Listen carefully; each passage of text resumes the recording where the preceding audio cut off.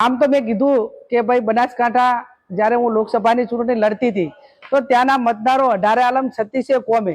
મેં ખાલી વાત કરી કે હું એક મામેરું માગું છું, દીકરી તરીકે, બેન તરીકે, બનાસની બેન તરીકે,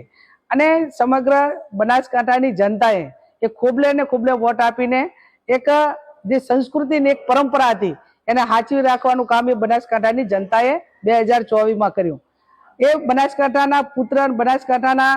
દીકરા તરીકે જ્યારે એ વાત કરે છે ત્યારે એ બનાસકાંઠાની જનતાનું એમને અપમાન કર્યું છે, એમને માફી માંગવી જોઈએ। અને બહુ એવડો મોટો પાવર હોય, સામદામ દંડ ભેદને રાજનીતિનો, મંત્રીનો, સત્તાનો, તો એમને 2027ની વિધાનસભાની ચૂંટણી બનાસકાંઠામાં લડવી જોઈએ। અને હું પણ મારા મોવડી મંડળને વિનંતી કરીશ કે જ્યાં પણ જગદીશભાઈ વિશ્વકર્મા ચૂંટણી બનાસકાંઠામાં લડવા માંગતા હોય ત્યાં મને પણ ટિકિટ આપે,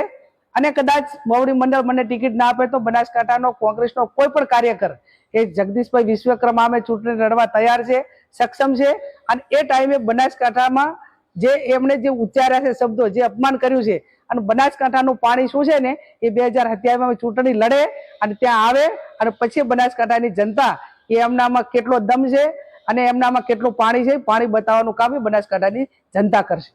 થેન્ક યુ।